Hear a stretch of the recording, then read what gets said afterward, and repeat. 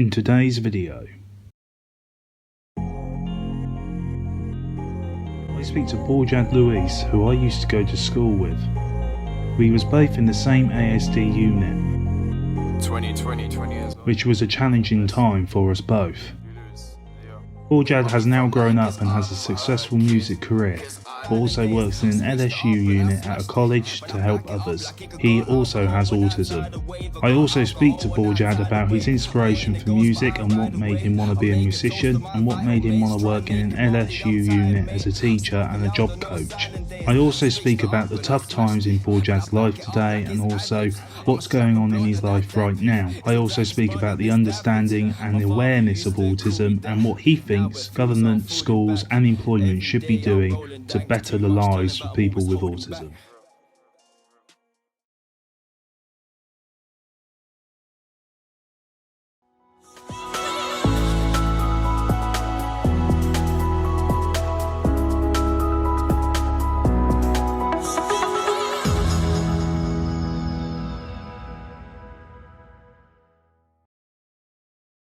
Hi there and welcome to another episode of the MaxiAspie special series Autism Connections, and by the intro you can see who I am interviewing today, so please welcome my guest at this time, Borjad Luis.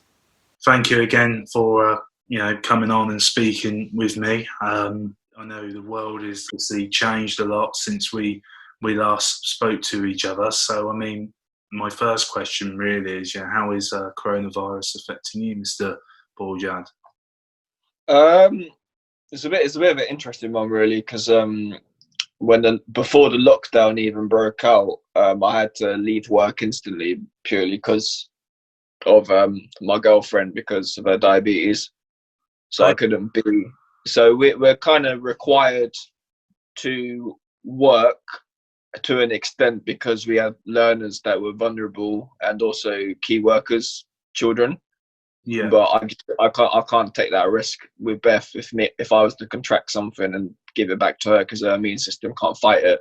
So I've actually been at home a lot longer than I could have been, and so yeah, I've just been doing a lot of coursework online and that. So like work wise, it's all right because I can kind of work when I want from like 9 till 4. I can kind of just take my own time with stuff, and then but in general, it's all right. It's quite nice to chill out, but at the same time, it feels like it's becoming normal when it shouldn't become normal, and I think that's what's getting to me and probably other people as well.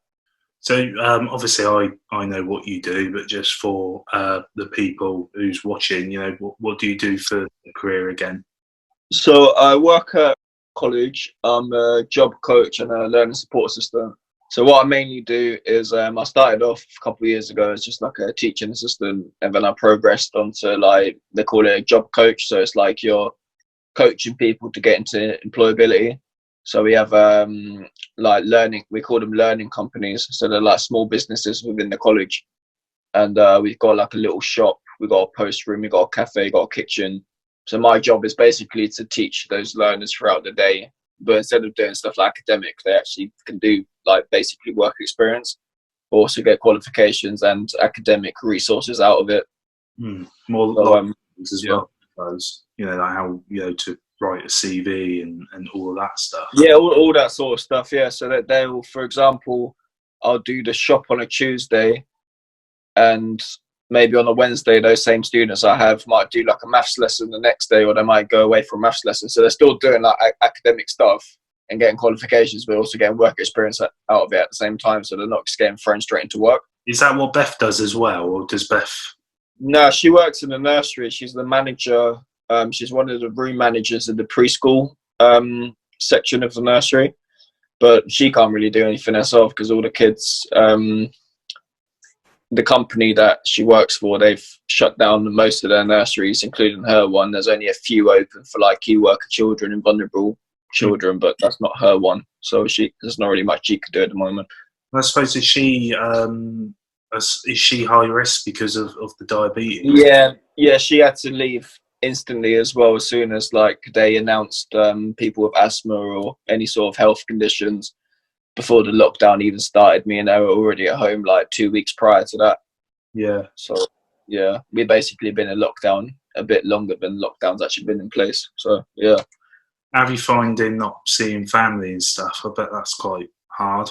It's quite tough, yeah, because I was hoping maybe at Easter time to maybe fly over to Belfast to go see my mum. But what I respect about Northern Ireland though is that they're very on point with this, with what's going on. They're very like sensible. Where I feel still in England, a lot of people still aren't taking into consideration how dangerous this actually is. Where in Northern Ireland, they're really like on form and everything. Like they close schools way before we close schools. I mean, what do you think about? I suppose I don't want it to be all coronavirus, but do you think our government was quick on it, good on it, or do you think they were a little bit too late? It was a little bit delayed, but I thought, because as soon as I saw that Northern Ireland were like closing schools, I was thinking, they should be closing the college now. Especially I work with a lot of vulnerable learners as it is, and a lot of them weren't coming in anyway, but prior to lockdown because their parents weren't taking that risk. And even now, we've only got like, I'd have to go to work. Some people are nominating themselves to go into work, and we only have 5 students a week out of like a usual 40 or whatever it is. Yeah. But that's because they're key worker kids, and they do have to have some sort of like support. But like we have a department of like 50 people. We can't send 50 people into college because it's too dangerous. So we've only got like literally a teacher per student. So there's only like 10 people in total out of like what's usually like 60 people. So yeah, I don't know what it's like. I haven't been there. Obviously, I live near my work, so I kind of poke through sort of thing. But no, I can imagine it's very empty. Like a friend of mine, he's one of the caretakers there, and he said it's just crazy because he still has to go in to like sort out the security and maintenance and that. And he says it's just like a ghost town. Like it's such a big building as well. And he said like there's just no one there. I mean, I suppose just moving on from that. I mean, I'm asking everyone this question as well. Obviously, I know, and you probably said through speaking already. But what is your connection with autism? Well, I was diagnosed from a very early age, from when I was 6. But obviously, like to get a full diagnosis, the waiting lists are very long for CAMS and stuff like that. I mean, there's still people waiting now for like 2 years or whatever. I think someone self-diagnosed me at 4, but I didn't actually get professionally diagnosed until I was about 5 or 6. The waiting lists are crazy. I think they're even worse now. Like, and then I was later diagnosed with ADHD. Like, I feel like it makes me a more interesting person or a more unique person, to be honest. I mean, one thing I should say, obviously, me and Borjad went to the same school. So, I went to a primary school up in the village. And then I ended up going to like a mainstream school with a ASD unit in. So, I mean, one of my questions was, I suppose, how did you find school, before our school? And then how did you find our school and then the school, I suppose, that you went to after as well, and so on? Well, I went to 2 primary schools. The first primary school, I wasn't really aware of my condition at that point. So I don't really like recall much like support or like adjustments that are made for me. And then the second primary school is when I started to understand it. But at that progress understanding it is when I started to show more traits of it, like with the anger and anxiety and stuff.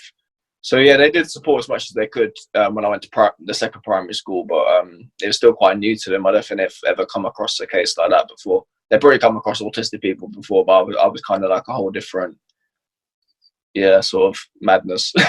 And then secondary school was all right. It started off all right, and then after a while, I feel like because it's probably because I was there for such a while as well, good 5 years, and I just got fed up in the end. So I don't know if it was necessarily the support. It might have just been, or it might have been, I don't know, it could have been so many things because everything happened so quick before I actually had to leave the school. There's so many like factors that led to me having to leave early that could have maybe been prevented, but it obviously wasn't. So yeah, I'm always a firm believer though that it's never the student that fails the school, it's the school that fails the student. And my experience of that, and I've said to you openly, is you were probably what made my experience at that school bearable while I was there, because you were genuinely the only person really I got on with. Everyone else, I felt I had to kind of pretend to be somebody else. And with you, I really didn't feel that I had to be different. Would you say the school probably gave up on people a bit too easy? Yeah, probably. I think it was the change of staff as well. When I originally started, when Mr. Busher first started there, it was all right. It was tolerable. But I think when he left and then came back or whatever, it's like I lost that sort of key person. And I feel like that's very essential. I've noticed that from how I work now. So you need those key people there. And if they go and you ain't got a replacement for them, like a proper replacement, then it just messes up everything.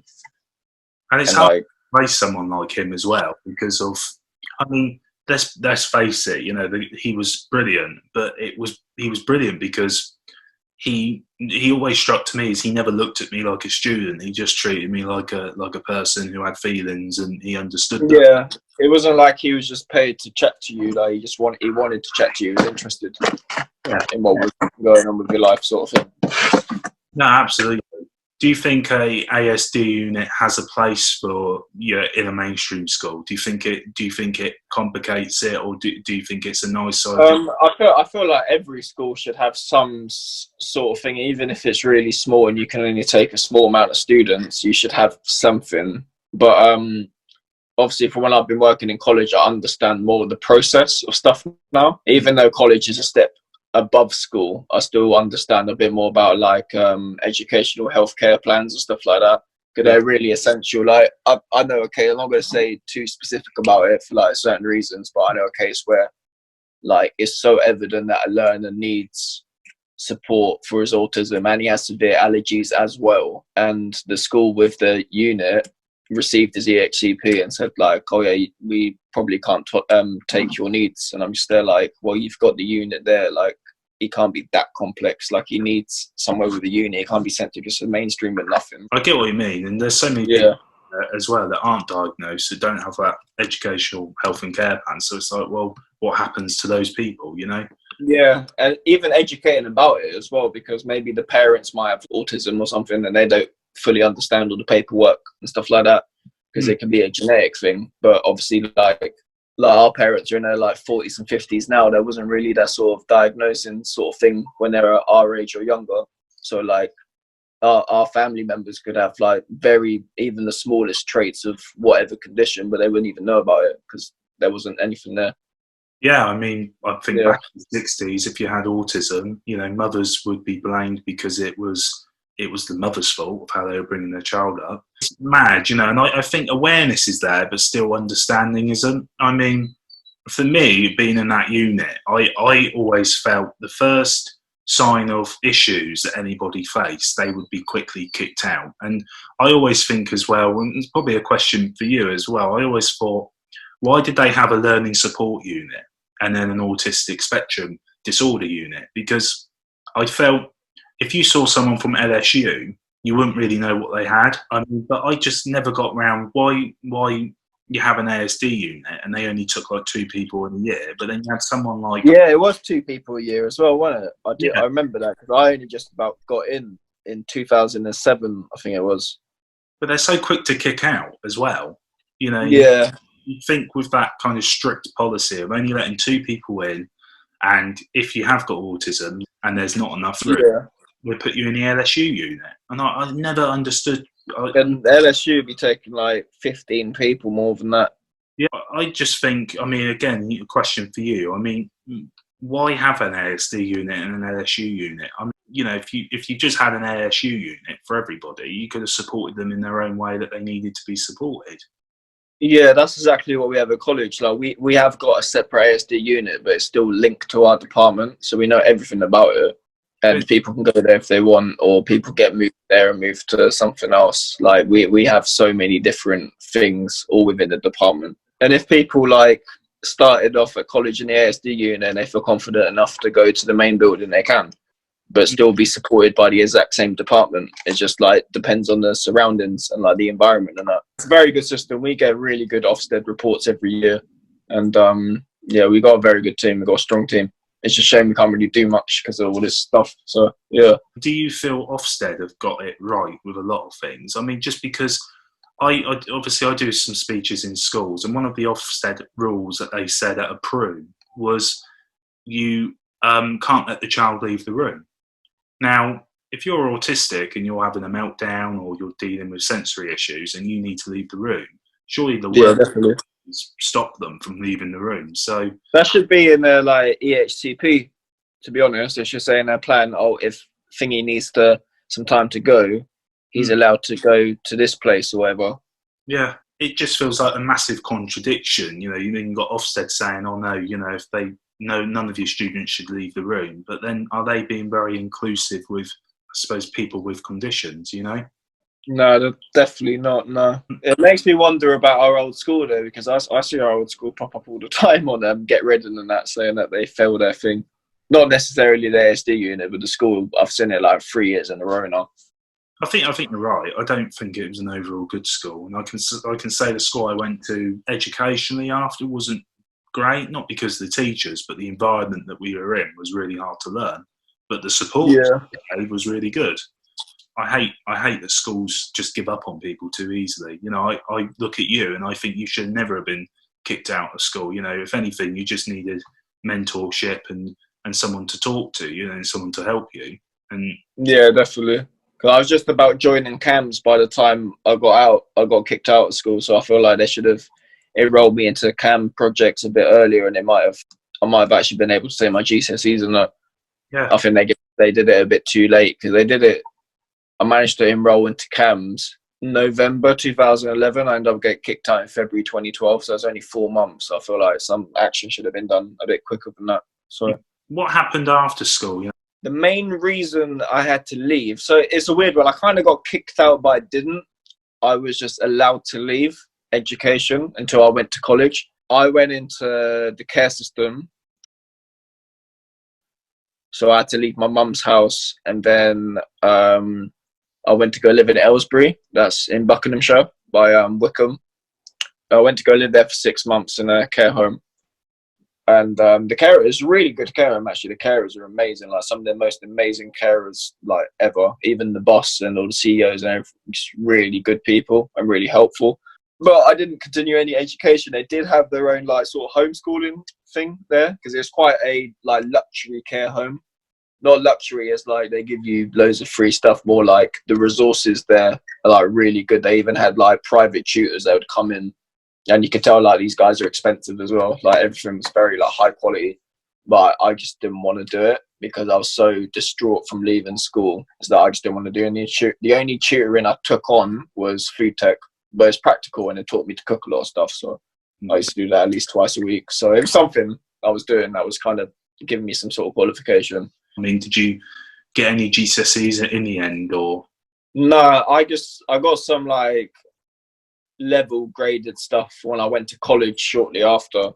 But the main reason I went back and that the council would fund me to have accommodation is if I went to college, and I did get into a music course, and then I managed to get like some English and math stuff, but the course wasn't really all for me because I kind of learned a lot of the stuff already teaching from doing music stuff anyway. And then so no, I didn't get too much. I've got a lot of qualifications as in doing coursework throughout my job, but actually in the bit of me being a student, I didn't really get much. I got more actually being an employee than a student. I suppose as well, just tell me a bit about yourself, you know, what hobbies, what interests you got. I know when I first started, obviously YouTube, you were my main kind of inspiration to do that from the get. Oh, YouTube was great. I remember I used to make all them Eminem fan-made videos and hit like 1 million views before it got taken down for like copyright and that. This is back when YouTube wasn't as strict. You had Eminem, I had Shawn Michaels, and I remember we were a good 1 million views on some of the videos as well back then. Yeah, then UMG, or I can't remember, I think it was UMG, they're like Warner Music, and then they eventually took it down. Yeah. Even there was a time where I didn't do any Drake videos, I was mainly just doing Eminem videos. But there was a time before Drake came out and become famous, his original company, before he joined Lil Wayne's label, actually contacted me and said, oh, we got this new artist called Drake, and he's just released this new single. Can you, on the annotations, can you put the link to his ringtone so people can buy your ringtone? Because we noticed you got 1 million views on your Not Afraid video, can you just put a few little annotations on there? And this is before Drake got like really famous, and then literally a year later he's like massive. And I look at Drake now, he's huge. It's like I could have taken it on, but I didn't have a bank account at the time. I was only like 13. I couldn't really, you can't really trust people online too much anyway. I didn't really know much about that stuff. So if I was a bit older, I could have made some good money off that and been part of Drake's team at the point, not even as an artist, like as a marketer. Yeah, would have made decent money. So yeah, it was mad. The little things I know. it's mad though. I often look back at those times, you know, and think, my God. But then we used to make our own content as well. I mean, I remember you had bean and bike stunts. Mate, I'm so annoyed at myself for deleting those. There's only one online. Yeah, it's the original one, the first one, but they were good, man. I think one of the do you remember I used to do those David Borjad compilation movie things? Yeah. On Movie Maker. One of those is still definitely up as well. It was cool though doing that. It was good though, yeah. It was productive. It was fun. We spent like the whole day doing it. Obviously, you then moved into like music. So, you know, tell me about like the music stuff and you know how that all kind of came about and how you're finding it. And yeah, music's always been with me for a very long time. My uncle taught me a lot of stuff. I always just found rap music to be more appropriate for me as well. I did used to listen to like Green Day. Green Day were my favourite band at one point, and then I think it's just Eminem and stuff like that just proper got to me. I think that might have been the sort of Asperger side of it as well, you know, like the sort of obsession sort of thing. I think that's what triggered it a lot. How was employment, you know, for you, you know, after leaving school? Well, the only job I've ever had has literally been at the college, and because I had some work experience prior to that, they kind of knew me anyway. And they were respectful to my needs and stuff. So yeah, in work in general is very, very good for me. Surprisingly though, because if that didn't go to plan, I think I would have struggled to get sort of like a normal job in a sense. Yeah, even part-time can be very stressful for people, man, because the whole routine, and then you can't get away with certain things that you get away with in school, and trying to learn sort of more adult responsibilities at the same time. It's all a bit mad, yeah. I mean, for you, you know, what would you just say, for instance, you was, you know, an MP, you know, member of parliament, and there's some things that you would change, you know, what stuff would you change and bring in to help people with autism and other conditions? I feel like there should be definitely more educating about it. I feel like a lot more people are educated about it now, because it's more frequent now. From when I was a kid, like if you were autistic or ADHD, you were seen as like the naughty one or the weird one, even by parents as well. They weren't even by like, there was times in primary school where I weren't allowed to go to certain birthday parties because they were too concerned about me hitting someone. Yeah, I weren't like that. People's houses. So yeah, not being able to go around people's houses and that.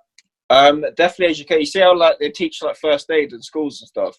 Yeah, I feel like they should do that about mental health. Just something really, like even if it's just once a month or once every 2 months, they've just got that sort of thing now. Because it's so much more frequent now that there's so many people, even if they haven't got it themselves, one of their relatives has got it, their neighbour's got it or something. So I suppose, have you got any you know, news or plans, or got any music coming out, you know, soon, or anything like that you want to share? I just released a new CD now. It's called Estilo de Vida. That you're probably thinking, what does that mean? That means that's a translation in Latin, Spanish to lifestyle. So basically it just means lifestyle. Okay. There's a lot of tracks on there, but aside from the music, there's actually like some skits on there, like talking bits. And the talking bits, as humorous as they may sound, they're actually from quite bad experiences, but I make them funny. And try to see that comical side of it. So there's 3 skits. There's a few skits in there, but 3 of them in particular. There's one called Wasteman's. And it's when I had an issue when I released that RG Ting video, and I had a lot of people kind of saying, oh, well, if this guy is working at college, how is he all making rap? Because the issue is the mentality of the younger generation is very different to us now. So when I was younger and I used to see this guy, I always respected him as an artist. I never look at his 9 to 5. I just looked at him for his talent. I didn't say, oh yeah, I don't want to listen to him no more because he works in Shakeaway. Like I thought it was cool he worked in Shakeaway. I thought, wow, you got milkshakes. I was there, like, that's amazing.